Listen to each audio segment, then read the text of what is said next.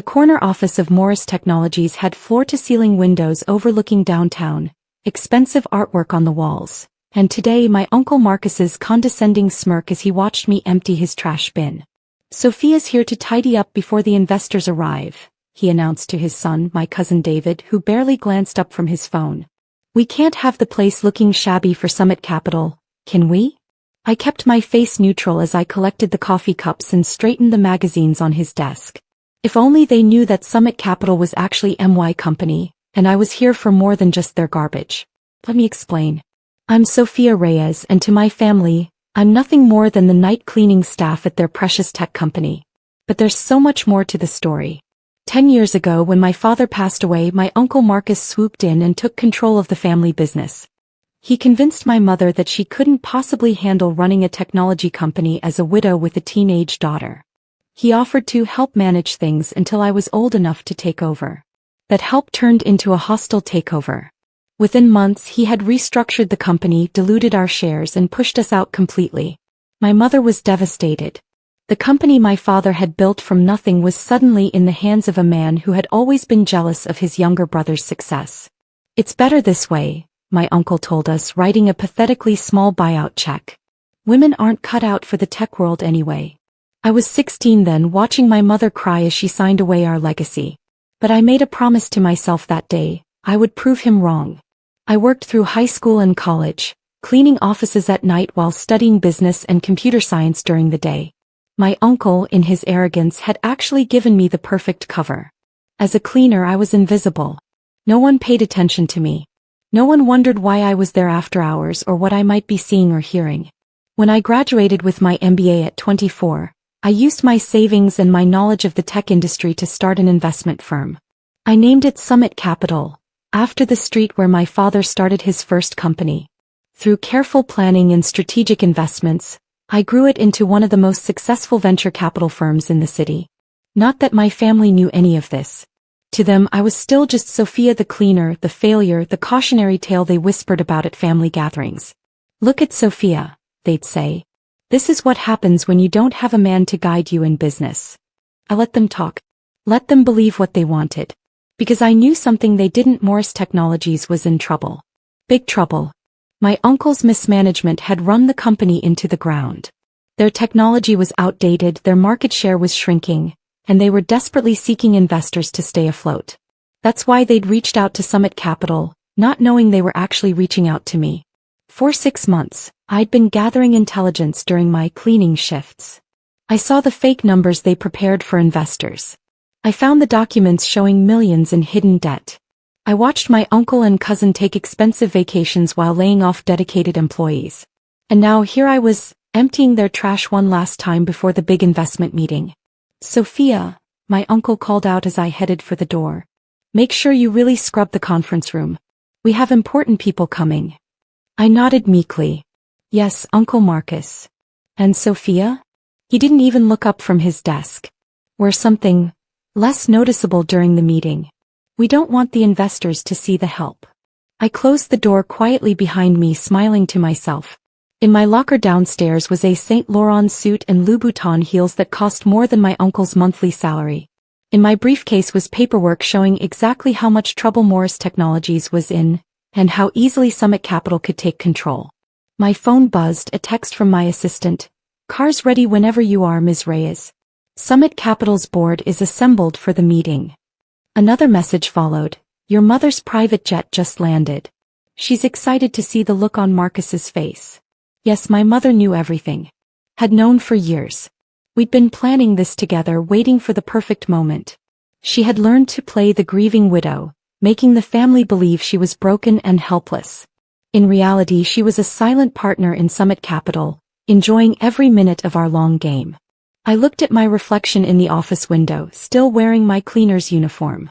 In 2 hours, I would return in my true identity, Sofia Reyes, CEO of Summit Capital, here to decide the fate of Morris Technologies. My uncle's words from 10 years ago echoed in my head. Women aren't cut out for the tech world. I straightened a picture on his wall, one showing him at the company's peak, grinning like he'd built it himself instead of stealing it from his brother's family. "We'll see about that, Uncle Marcus," I whispered. "We'll see about that."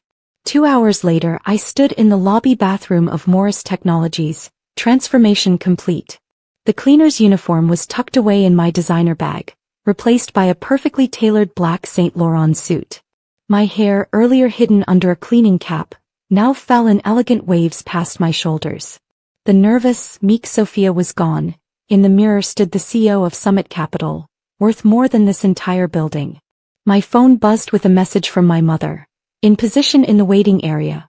Marcus just walked right past me without a glance. Ready when you are, sweetheart. I smiled, applying one final coat of red lipstick. My mother had played her part perfectly these past 10 years, convincing the family she was a helpless widow too broken to function in business. They never questioned why she always seemed to have money, attributing it to good investments made by her financial advisor, who was, of course, me.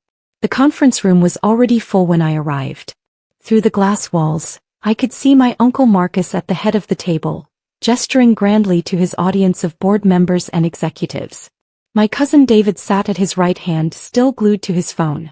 They were all there, every family member who had helped push us out, who had belittled us, who had treated me like invisible help for the past decade. I checked my watch.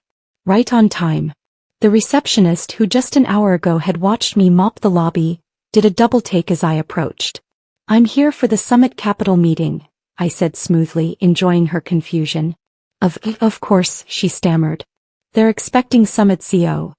"That's me." I handed her my business card. Her eyes widened as she read it. Inside the conference room, my uncle was in full performance mode.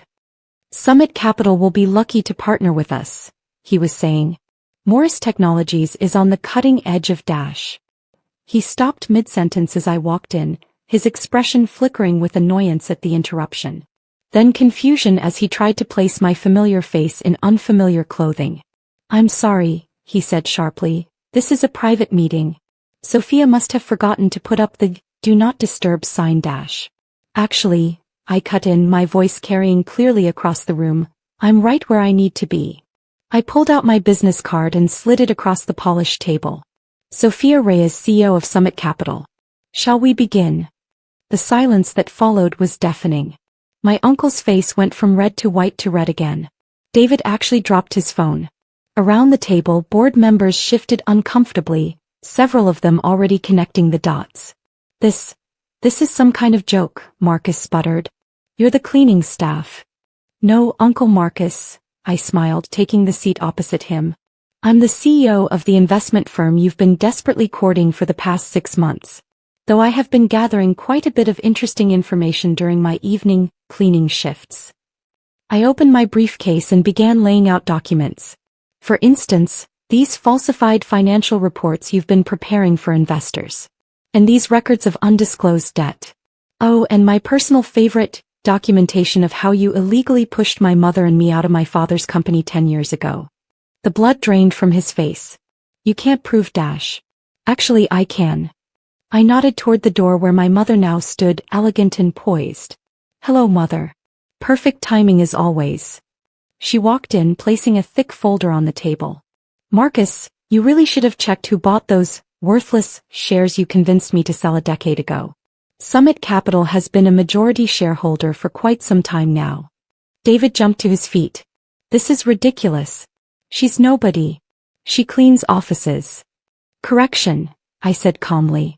"I own the cleaning company that contracted with Morris Technologies. Just like I own the venture capital firm you're begging for money. Just like I now own controlling interest in this company."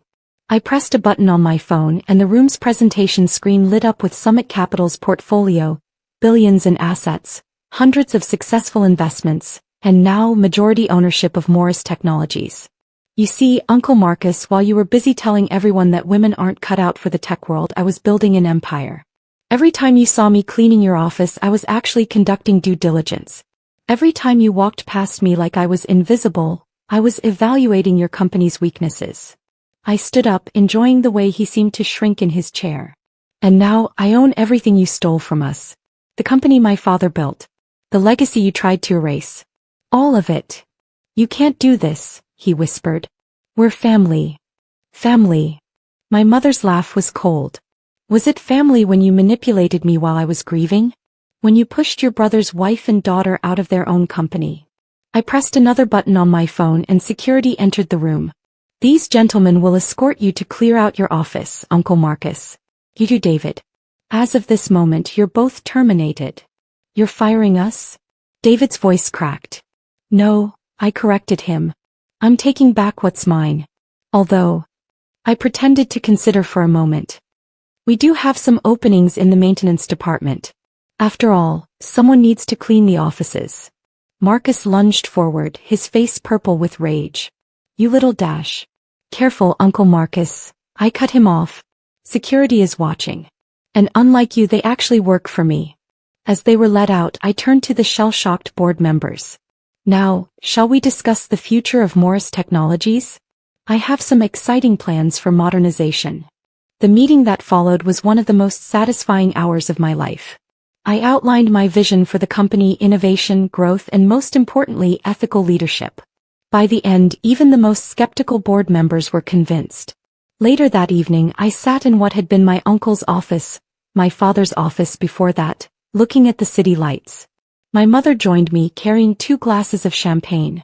Your father would be so proud, she said softly. I took a glass, thinking of the long game we'd played. Do you think 10 years of cleaning offices was too petty? She laughed. Darling, you built $1 billion company while letting them think you were nothing. That's not petty, that's brilliant. My phone buzzed with messages from family members who had just heard the news. Uncle Marcus, you've destroyed this family. David, you can't do this to us. Various cousins, we never knew, we're so sorry. I blocked them all with one click. What now? My mother asked. I picked up my father's old nameplate, which I'd found in a storage room. Now we rebuild. The right way. Security called up. They'd found Marcus trying to delete files from the company server. I smiled, remembering how I'd backed everything up months ago. Should we press charges? The head of security asked. No, I decided. Let him go. He's lost everything already. The company, his reputation, his pride. And tomorrow, when the press releases go out announcing Summit Capital's acquisition of Morris Technologies and my return as CEO, he'll lose the last thing he has left, the illusion that he ever had any real power. I looked at my reflection in the window, remembering all the nights I'd spent cleaning these same windows, watching, waiting, planning. You know what the best part is, Mother? He spent 10 years looking right through me, never realizing that the person he thought was nothing was actually becoming everything. Sometimes the best revenge isn't just taking back what's yours, it's letting your enemies watch as you succeed beyond their wildest dreams. Sometimes it's about proving that the person they underestimated, the one they pushed aside and looked down on, was actually the architect of their downfall. And sometimes the sweetest victory comes not from cleaning offices, but from owning the entire building they're in. I raised my glass to the city skyline, to 10 years of patience, to the perfect revenge that wasn't just about getting even, it was about getting everything. To cleaning up the family business, I toasted. Permanently.